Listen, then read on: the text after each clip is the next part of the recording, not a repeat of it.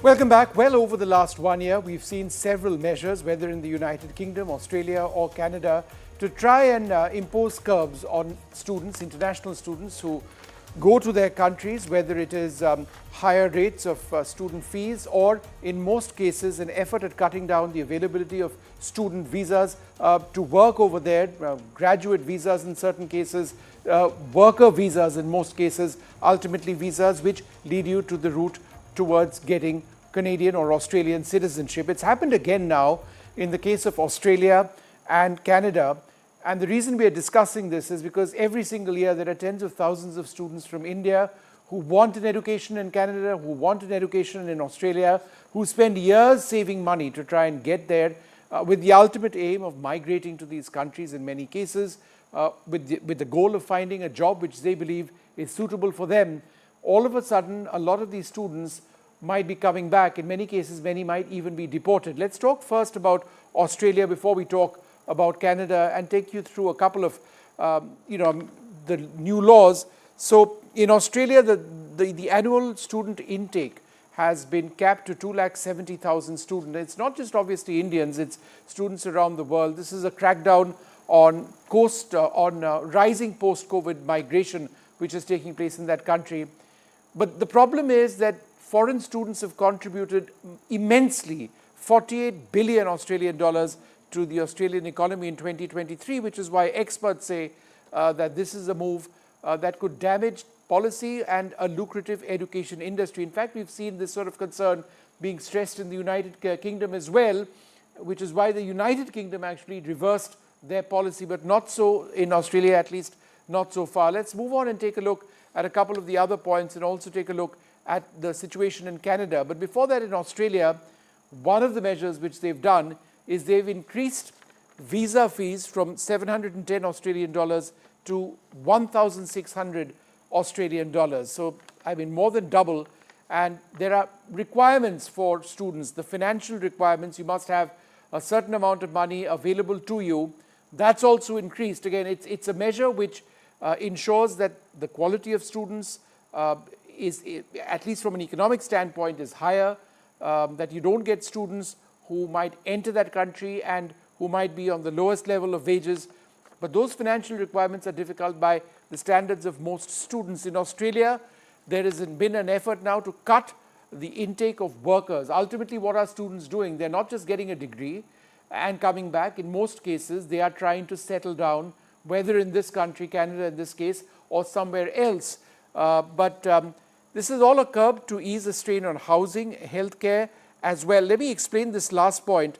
When it comes to housing, a lot of students, with a lack of housing available for students and a real concern that the housing which was available was coming to students who were at a very low threshold in terms of the minimal acceptable rate.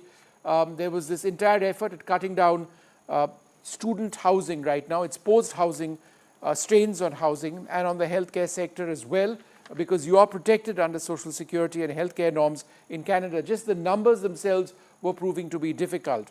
Let's move on to the next couple of points. The unemployment rate in Canada has grown from 6.4%, grown to 6.4%. 1.9 million are presently unemployed. And the question is, therefore, if you are bringing in more people from outside, then those who are already Canadian nationals, Canadian citizens, might find it more difficult to get a job. So let's go through a few other points. Canada cutting their worker intake. The move comes after the temporary foreign worker program. That was impacted. A cap on the temporary foreign workers to 10% of the workforce. So if you're within that 10%, you can stay. And if you're not, then that's going to be a huge problem. Let's go through the guests that we've got at this stage. And what we've tried to do is actually line up a lot of young students who've been impacted by this, also lawyers looking at this entire situation. Dharminder Singh is in Brampton in Ontario in Canada. Madhav Singh is a member of the Naujawan Support Network. Loveleen Gill is an immigration lawyer. Rohit Sharma is an immigration expert as well. We've got other panelists as well. Dharminder Singh, you're a postgraduate work permit holder. How does this impact you? So, hello, my name is Dharminder Singh. So I came here as like an international student. So after that, they gave us like a post graduation work permit. And when we like think about to come to Canada, so they sell us like a dream of PR as a like by the giving us a study visa. So they sell the dream like to giving the PR. So now we get everything like we study, and they also mention like study, explore, work, and permanent residence.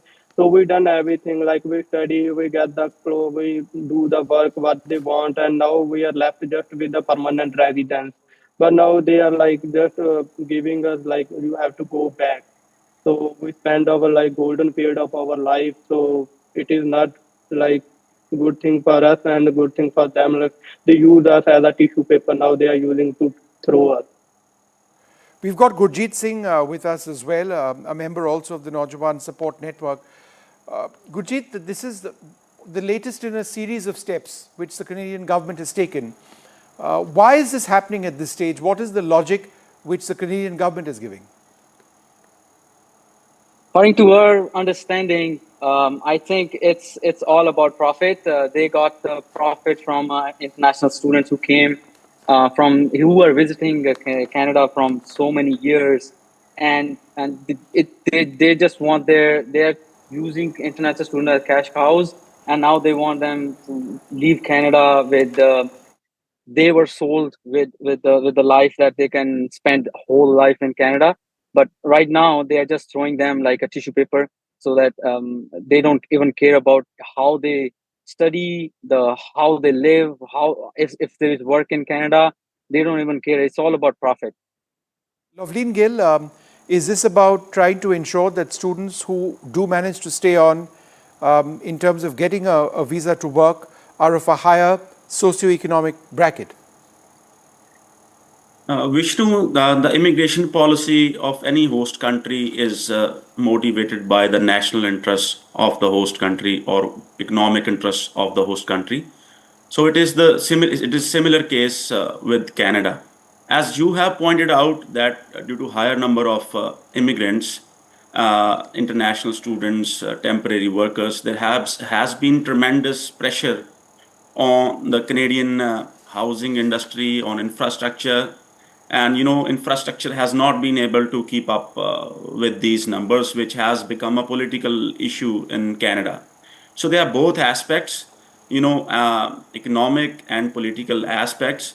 But one very pertinent point that should be discussed here is that when a student visa or a temporary work permit is granted, one of the criteria of granting the permit or student visa is that the person is likely to move back to their mother countries after completing their education or after completing their temporary stay. So the students and the temporary workers, they have explained and given this in writing to the government that they will return back to their countries when they have completed their studies and when they have completed their temporary stay. So laying the blame at the government's door and blaming the policymakers at the drop of the hat is not the answer to this problem. The problem should be they're dealt with in an holistic way, and the complete picture should be seen both from Okay. the student's Let point me of just view ask, and go across to a student, Ritika Verma, who's traveling to Canada for a master's. Ritika, does this concern you, the fact that while you will get your master's degree, you don't have the option necessarily of, or the chances of your actually getting a work visa have gone down? Is that something that concerns you? Definitely yes, because my goal was to study there and to get a PR. But somewhere I would also agree with Loveleen what he just said. But we are also giving in writing that we will complete our studies and we'll come back to our mother country. So the thing is, the students should, should sit and you know they should have complete understanding of what they exactly want, whether they want to like study and come back, and in case if they want to move to another country. So that option is always available. But yeah, for students who are completing their 12th and coming to migrating to Canada for studies, I think they should sit and they should evaluate. I think the better option for them would be to complete their graduation here in India, and then they can move to any other country, like in Canada especially, for their masters.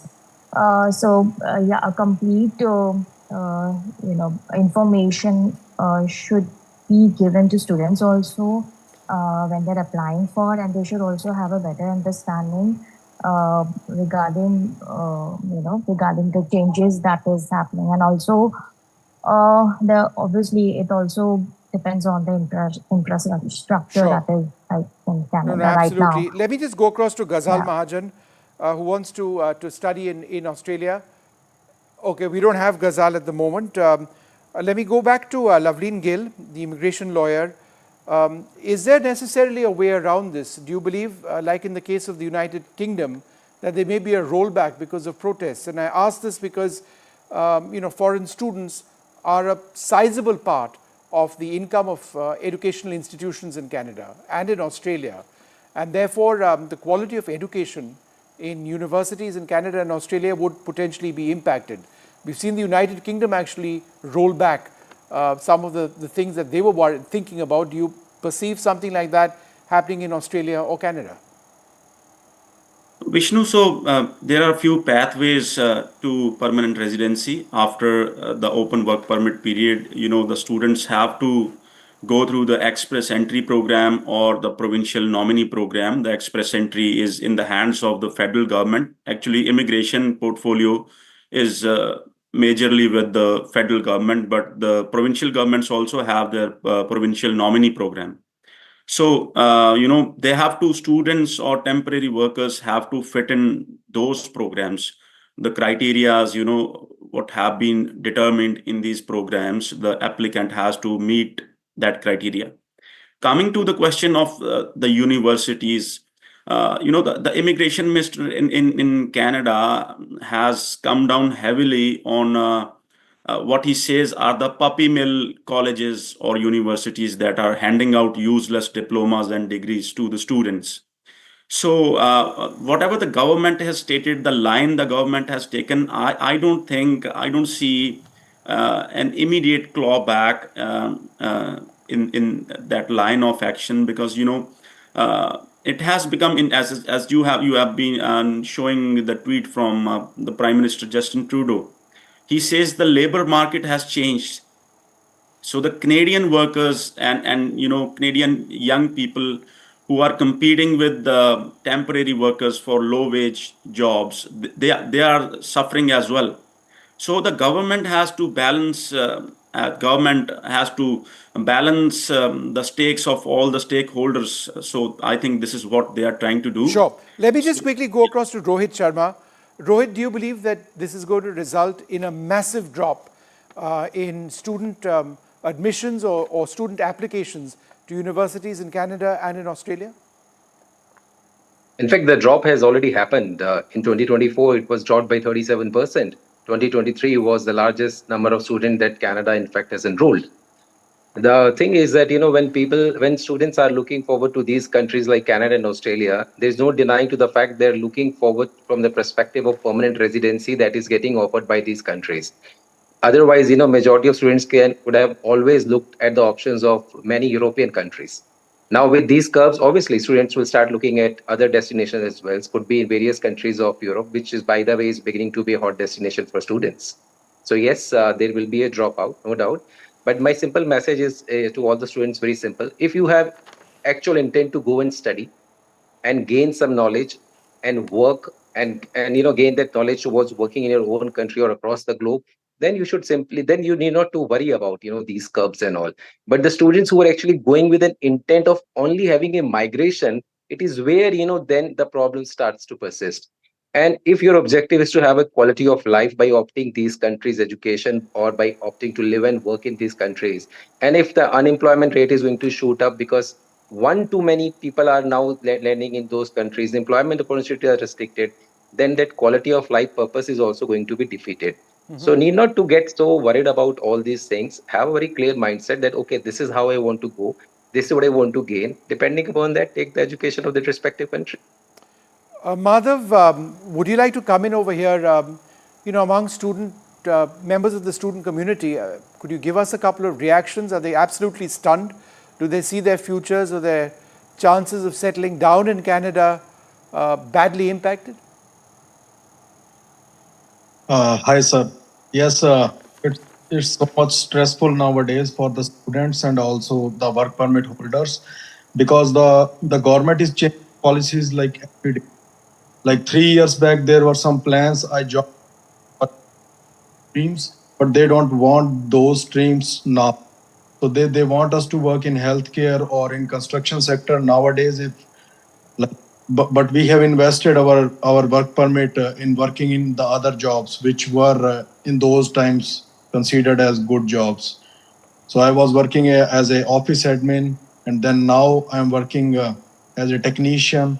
So like that's why we have like 3-4 demands. The first demand is just 3 years work permit is not enough, because if you are changing your policies each day, so we want at least 5 years of work permit with our studies. And also the guys who are suffering now, it's also because of the less draws intake, because in the last time, like from the last 2.5 years, the government is not conducting enough draws like they were conducting before. It was like bi-weekly there is an express entry draw, but now we are getting express entry draws after 2-3 months, and the regular draws are started just now, like 2-3 months back. So we want them to, like, these draws should be regular. For like I got 3 years of work permit. So out of those 3 years, 2.5 years there were no draw.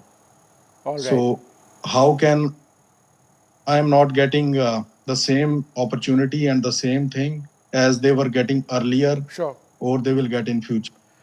Dharminder, Also, in the case of so many students, perhaps you also, it's not been easy to get the funds to in your case get a postgraduate work permit, or just to travel abroad, to get a visa, and the actual cost of education is extensive.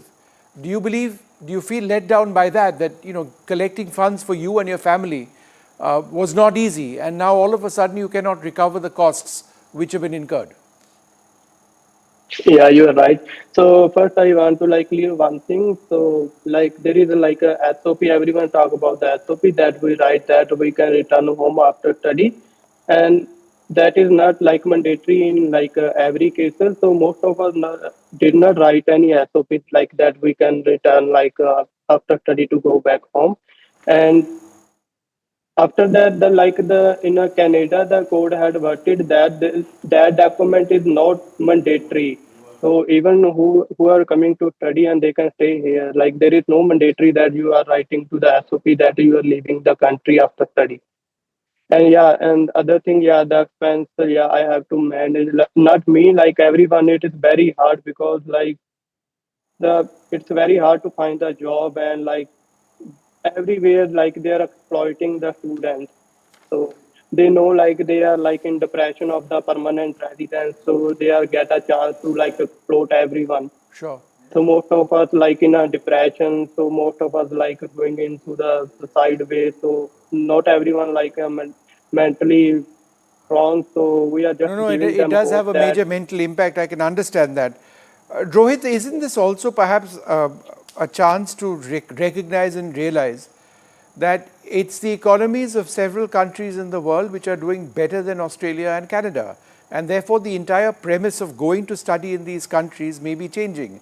In India, if you've got a GDP growth rate of 7.2%, and in certain categories jobs are available, then perhaps the entire premise of leaving a country like India needs to be rethought. Absolutely. In fact, that is the change that is going to come now, because what such measures, that what we call as the curbs that these countries take, and they take suddenly out of the blue. Like, I really feel sorry for those students who are sitting in Canada and suddenly they are now made to realize that they have to go back because they have invested everything, every important year of this very young age. So with the countries, as this is what I was talking to you, like, if countries belonging to Europe will show a better support to the students, better job opportunities, they will go there. And why not your own country? Why not India as a country where if the students believe they have the right education which is there, if they can get the best opportunities, the things will change. The world is beginning to get very close. So gone are the days, when going for an international education is some kind of a high. That anyways is over. As I was telling people, go it from the perspective of settling in those countries, and to take residencies later. So if they can cherish all that in India, they will, to any country. Even if a country tomorrow comes, like a Malta comes or a Cyprus comes, and they say, hey, listen, we are having the best of education, we are having the best of placement solutions for you, then goodbye to Canada and All Australia in right. that Well, case. lots of thoughts over there. It's interesting that we should be speaking to students. A large number of you are in Canada, studying in Canada. As somebody who has 2 degrees from Canada, I had 2 degrees by the time I was just 21, including a master's.